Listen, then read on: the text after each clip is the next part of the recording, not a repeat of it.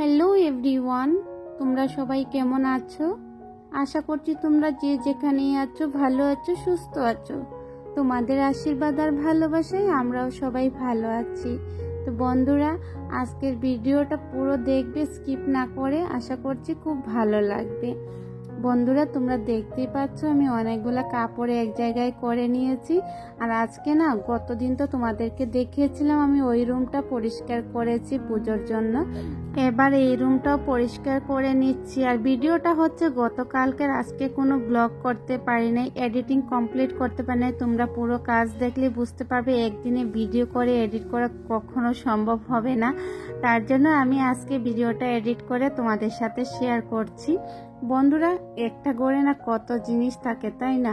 প্রত্যেকটা জিনিসকে ধুয়ে মুছে পরিষ্কার করে তারপরে ঘর যারা, বুঝতেই তো পারছো অনেকটা বিশাল বড় ব্যাপার।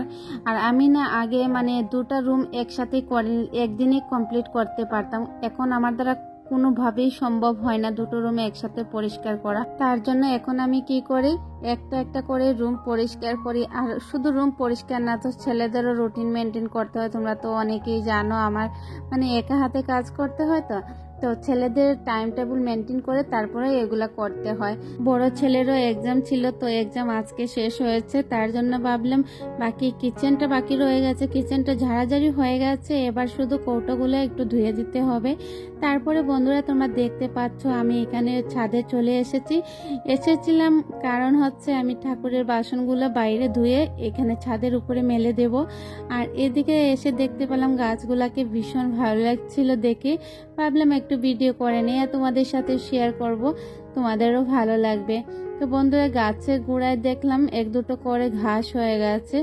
ঘাস দেখে না ভাবছি কতক্ষণে পরিষ্কার করব, তো ভাবলাম এক দুটো থাকতে থাকতে পরিষ্কার করে নিলে দেখবে একদমই বিশ্রী দেখায় না। আর আমার না ঘাস দেখলে পরে একদমই ভালো লাগে না। ফুল গাছের নিচে জায়গাটা পুরো ক্লিন থাকতেই পছন্দ করি আমি।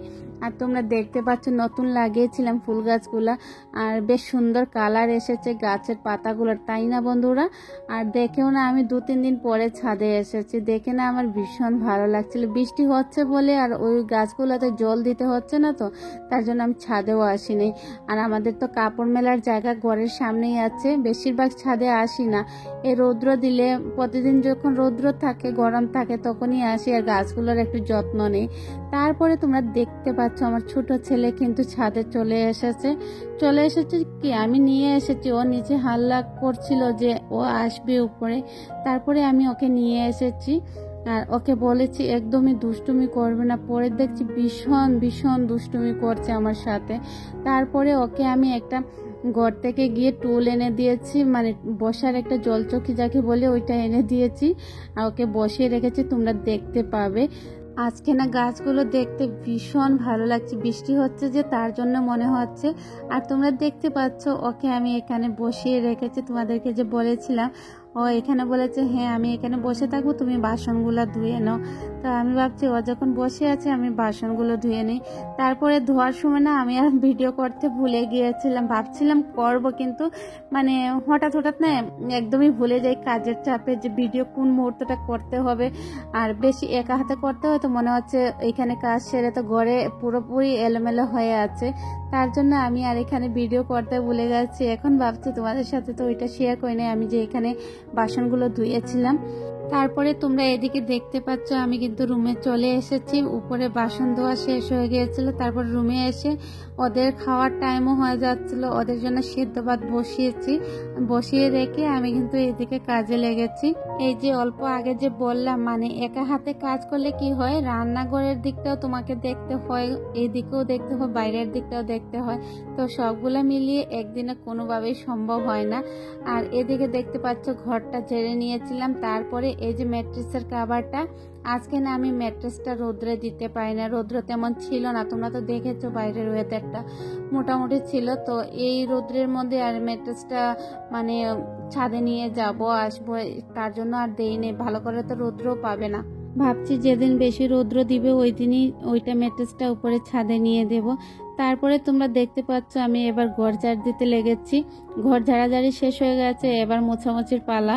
তো বন্ধুরা, তোমরা পুরো ভিডিওটা দেখতে থাকো, আমি একটার পর একটা কাজ সেরে নেই।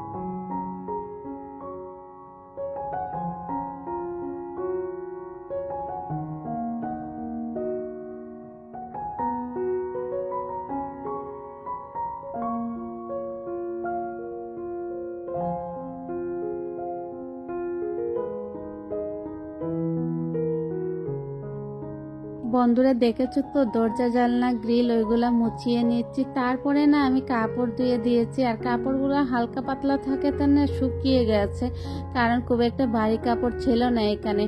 আর দেখতেই পাচ্ছ সুপার কাভার, টেবিল ক্লথ, এইগুলাই পর্দা, দরজা জানলা, বেশি কিছু না, কারণ এই রুমে খুব একটা বেশি কাপড় চোপড় নেই। ওই রুমে ছিল আলনার মধ্যে বেশি কাপড়, ওইগুলো ধুয়ে দিয়েছিলাম ওই দিন। তো এইগুলাই বাকি ছিল, এগুলা ধোয়া হয়ে গেছে। এবার মোটামুটি দুটো রুমে পুরো ক্লিন, ডিপ ক্লিন হয়ে গেছে পূজার জন্য। তারপরে রান্নাঘরের কিছুটা বাকি আছে, ওইগুলোও যেদিন করবো তোমাদের সাথে অবশ্যই শেয়ার করব। তো বন্ধুরা, তোমরা জানিও তো আজকের আমার ব্লগটি কেমন হয়েছে, আর তোমাদের যদি ভালো লেগে থাকে লাইক কমেন্ট শেয়ার করতে ভুলো না। আর এদিকে দেখতে পাচ্ছ আমি ঠাকুর পুজো দিয়ে দিয়েছি এসে স্নান করে, তো ভাবলাম একটু ভিডিও করে নেই। তো তোমরা ভালো থাকবে, সুস্থ থাকবে, দেখা হবে নতুন একটি ব্লগের সাথে। আজকের জন্য এতটুকুই, ধন্যবাদ।